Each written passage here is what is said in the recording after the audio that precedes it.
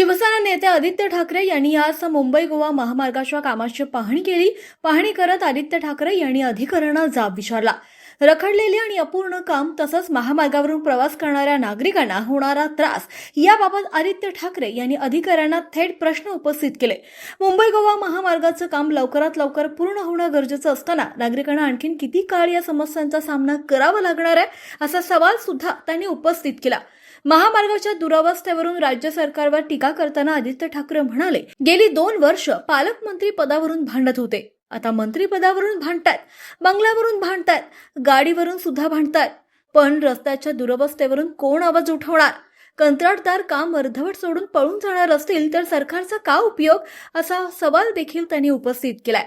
केंद्रीय मंत्री नितीन गडकरी यांच्याकडून महामार्गासाठी विविध तंत्रज्ञानाचा वापर आणि मोठमोठ्या घोषणा केल्या जातात, मात्र प्रत्यक्षात मुंबई गोवा महामार्गाची अशी दुरवस्था का आहे असा प्रश्न सुद्धा आदित्य ठाकरे यांनी उपस्थित केला। आता आदित्य ठाकरे यांच्या पाहणीनंतर महामार्गाचं काम प्रत्यक्षात किती वेगानं पुढे सरकतं आणि नागरिकांना दिलासा कधी मिळतो याकडे सर्वांचं लक्ष लागलंय। माणगाव बायपास आपण पाहतोय, इथे आल्यानंतर दिसतं चित्र की अजून 6 महिने कमीत कमी इथे लागतील हे बनवण्यासाठी। खरं तर हा महामार्ग मला वाटतं जवळपास 1 दशक हे चालूच आहे आणि NHAI कडून जे आम्हाला सांगितलं जातं की गणपतीच्या आधी होणार किंवा नंतर डिसेंबरची तारीख येते, तसं तर डिसेंबरची तारीख आली। आता इथे उभं राहिल्यानंतर परिस्थिती आपण पाहतोय, रॅम्प एखादा इथे झालेला आहे, पण अजून कोकण रेल्वेकडून परवानगी, मेगा ब्लॉकचं परवानगी, गर्डर लॉन्चिंग, 16 मधून 4च गर्डर तयार आहेत। आणि जी खरी परिस्थिती आहे जी आम्हाला कॉन्ट्रॅक्टने सांगितली की मध्ये जे युद्ध झालं त्याच्यामुळे गॅस बीस हा सगळं बंद होतं, पण हे सरकारकडून जे आम्हाला सांगितलं जात होतं की सगळं काही नीट चाललेलं आहे, सगळं काही सप्लाय नीट चालू आहे। आपण आता परिस्थिती पाहतोय आणि गणपतीत पण इथे लोकांचे हाल होणार आहेत, तासनतास ट्रॅफिक होणार आहे। सरकारने कमीत कमी इथे थोडे ट्रॅफिकचे कॉन्सिक्वेन्स देऊन त्या वेळेसाठी जे काही ट्रॅफिक होऊ शकेल तिथे काही मार्ग काढू शकतो का आपण, हे बघणं गरजेचं आहे। आता जे खरं तर पूर्ण देशामध्ये सुपर हायवे बनवायला निघाले होते ते आता 1 लेनवर आले। 1 लेन चालू करणार 10 वर्ष मग काय करत होतो तुम्ही? आणि प्रत्येक वर्षी आम्हाला तुम्ही आश्वासनं देता, प्रत्येक वर्षी सांगता की आम्ही आता रस्ते असे बनवलेत तसे बनवलेत, NHAI एवढे मार्ग बनवतं, NHAI एवढे किलोमीटर बनवतं। NHAI जर पाहिलं तर मुंबई गोवा महामार्ग असेल, मुंबई अहमदाबाद महामार्ग असेल, मुंबई नाशिकचं असेल, एवढे भयानक रस्ते महाराष्ट्रात, सगळ्यात जास्ती भयानक रस्ते जर पाहिले आपण तर NHAIचे सर्वात भयानक रस्ते। आणि ती परिस्थिती आपण बघतोय आता पण येताना रस्ता जो काही कॉन्क्रीटचा होता, खडतर होता सगळं कॉन्क्रीट। एक मला कुठेतरी 50 मीटरचा स्ट्रेच दाखवा जो सरळ आहे किंवा खडतर नाहीये।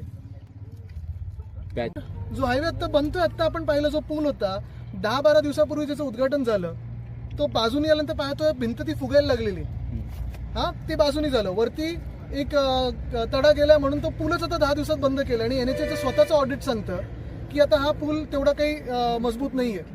मग जनतेचे पैसे, जनतेचा वेळ, रस्ता बनवण्यात सगळा जो वापरला तुम्ही तो वाया घालवला, त्या कॉन्ट्रॅक्टरला काय दंड होणार आहे? मंत्र्यांना काय दंड होणार आहे? तिकडच्या अधिकाऱ्यांना काय दंड होणार आहे? मंत्री भाषणं द्यायला मोकळे असतात, पण जे काम चालतं ते आपण पाहतो। आता आपण येताना एक रस्ता पाहिला, आपण आज दौरा आहे म्हणून खडी टाकली होती, सकाळपर्यंत खडी पण निघून गेली। तुम्ही त्यांचं पत्र बघितलं, त्यांनी त्या पत्र लिहिलंय की मुख्यमंत्र्यांच्या आशीर्वादामुळे मिळालेलं आहे। का मुख्यमंत्र्यांचा स्पेशल आशीर्वाद अशा काही लोकांवर आहे, दुसऱ्या लोकांवर का नाहीये? परवाकडे आपण पाहतो तो आदिवासी विद्यार्थी तिथे आंदोलनावर बसलेले, राहुल गांधींचं पत्र लागलं आणि आमच्या सगळ्यांचा आवाज लागला त्यांना न्याय मिळवून देण्यासाठी। मुख्यमंत्र्यांचा का आशीर्वाद त्यांच्यासोबत नाहीये? हीच परिस्थिती महाराष्ट्रात पाहतो ना आपण। मुख्यमंत्र्यांचा आशीर्वाद मुंबई गोवा महामार्गाला का नाहीये?